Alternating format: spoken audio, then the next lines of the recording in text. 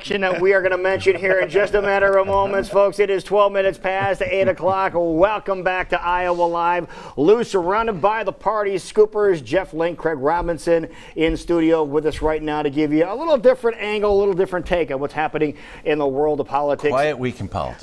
Nothing going on. Nothing happening. We just saw Jackie. We'll talk about the most recent thing. We just saw Jackie showing at the White House. They welcomed the championship national football team, the Clemson Tigers. Yeah. Came to the White House, but of course, It's always big news when someone actually shows up to the White House. I think everybody showed too. But the thing is, when they came to the White House, you realize with the partial government shutdown, there really were no people to prepare food like they normally have when the groups get there. So Trump went out and he got fast food. He did for the guys. I mean, it was. He got in his car, drove around to the drive-thru, opened up the hatch, and boom, filled up the back. But it was a bunch of different. It was McDonald's and Burger King, and it looked like Wendy's. There was Wendy's and pizza was there. You knew pizza had to be there. He used to do commercials for pizza. You remember that years ago? I forgot. You forgot about that? It was Steaks, Pizza Hut. Water, pizza. Exactly. So, but of course, Jeff points out one of the things that might not be so obvious. Well, and that was he was bragging about how this is great food. These kids are going to love it, and it's great American food. Well, Burger King was purchased by a Brazilian hedge fund about 10 years ago. So it's actually Brazilian Burger King, but good for him. Whatever. But whatever. It's an American company, though. Come on. No. It's an American brand. It's an American brand. There you go. Yeah. There you have it. All right, but let's move on from there. Again, condition of the state address is going to be happening here. About 2 hours from now, we're going to be in the middle of it, won't we? Yeah, look, this is, I think, Governor Reynolds' really first opportunity to present herself as, her own person as governor. And I think we're going to see some interesting things. It appears she's going to call for a constitutional amendment to get rid of this felon voting issue we have in Iowa. We're one of two states. Today, It's confusing. I think this is a really good step for her to take. I think that there's been some chatter about, well, you could do this by executive order. She should probably do it both ways. That I think you should do an executive order that goes in place now, and then do a constitutional amendment, which makes it permanent. Yeah, and if you're serious about the issue, go for the constitutional amendment, but implement it right away with the executive order. And if it's just for good press, then just leave it as a constitutional amendment, which more than likely that's what's going to happen. Do you think after this address that she gives today, even though she's really not, in the shadow of Branstad, do you think she's going to step from behind there? Look, this is a drift away from that. This is something that Branstad stood behind. This not to automatically restore felons' voting rights, and this is one instance where Kim Reynolds is taking a different approach than Branstad has. So I think it's good. I also think it's confusing. There was through this process, through some of the reporting, there was a list out of all the people who, are felons and can't vote. But even people who are, there's confusion there. No one sends you a card when you're a felon that says, hey, you can vote or you cannot vote. Okay. And so it leads to confusion. And I think we do want people who have paid their restitution, who are back in society, trying to be positive members of society, they should have the right to vote. All right, so that's obviously one of the things she's going to address when she speaks here coming up in a little bit. Any other things that you think is going to be on her checklist? Look, I think it's important to listen today. What is the agenda? What are we going to do? There are some, I know a lot of people are still talking about Medicaid. What's going on? What changes are going to be made? What's the legislature going to do to make sure that some of these problems that exist do get addressed and ironed out? So I think we're waiting to hear what she has to say, more so than probably previous addresses from Branstad. All right, from the Democratic standpoint, what are you guys going to be looking for? Well, look, I wouldn't hold my breath for big changes. She promised status quo in the election, and she won. So I think we can expect status quo on Medicaid, status quo on a variety of these issues. It's interesting now that she's talking about restoring felons' voting rights. She didn't say anything about it during the campaign. The other big issue that's come up in the last week is the legislature's thinking about changing the way we appoint judges in the state of Iowa. Okay. And we have been credited nationwide with having a bipartisan, sensible way of appointing the judiciary in Iowa, and the Republicans aren't satisfied with that, and they want to make a change. Again, they didn't talk about this a whiff during the election.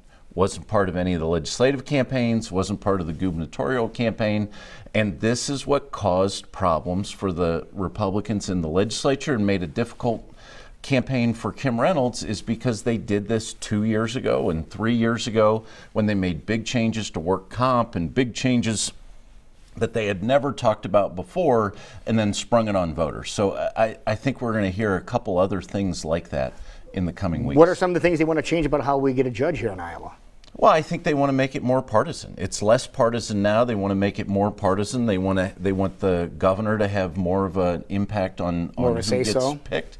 And remember, the governor's general counsel before the election said one of the reasons to elect her is she can replace 3 or 4 of the judges on the Iowa State Supreme Court, and we can get rid of these terrible decisions, in their opinion, terrible decisions on abortion and other issues. And it just injects politics into something we haven't had politics injected into. The legislature's become far more partisan in the last 4 years than it ever has in the history of the state. That's bad.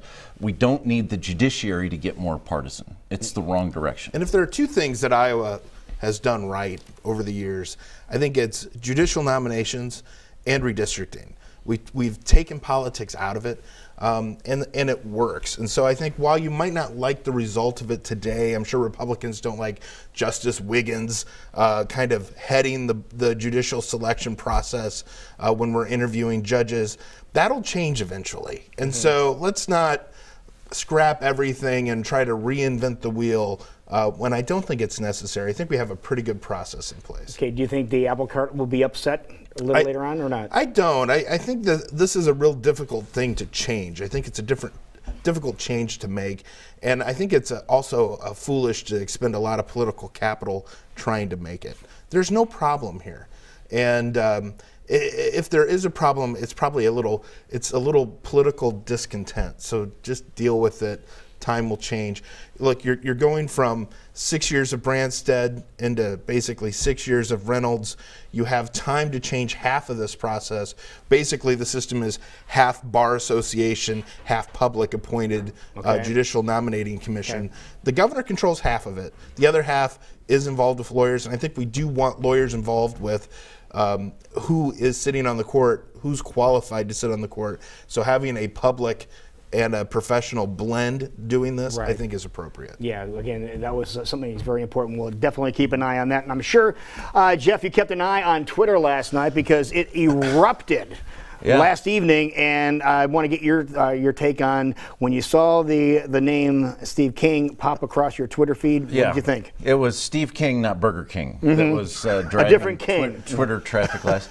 Look, Steve King has for 18 years said outrageous things, racially insensitive, discriminatory, you name it, he said it. Iowa Republican elected officials have embraced him all the way through this process. As recently as 9 weeks ago, they all ended their campaign in Sioux County with Steve King, Kim Reynolds, Chuck Grassley, Joni Ernst. They used him because he was necessary. Now he says the 67th offensive thing, and all of a sudden they're condemning his comments. By the way, none of them have condemned him. They've all said, oh, his comments were inappropriate. Now you've got leaders in Washington, D.C. who are saying what he said is there's no place for in the Republican Party. They're going far further than any of the Iowa Republicans. In fact, they just stripped him of all of his committees. So now he's going to be in the minority party. He's not going to sit on a single committee. The guy's only passed one bill in 16 years anyway. He's going to get nothing done. And what does Kim Reynolds do and Joni Ernst? They say, well, we're going to make a bold step. We're not going to endorse him this year in his primary. I mean, you can't stand by and let this go. I think that this is kind of I think what Jeff points out, too, is, you know, in politics, these are like family squabbles. And I think sometimes it's really difficult to say something to a family member that's hurtful and it's going to cause a disruption. And I think in the past, and I will admit that there is a long list of Iowa Republican elected office holders or candidates who have always They were quick to endorse him in 2016 because it was going to reflect good on them. Oh, they must be a conservative because you have this conservative 4th congressional district, and if you're going to run in a primary, you need to do well in there statewide. And so Bill Northey and Kim Reynolds and Joni Ernst, quick to say, no, Steve King's our guy. Chuck Grassley.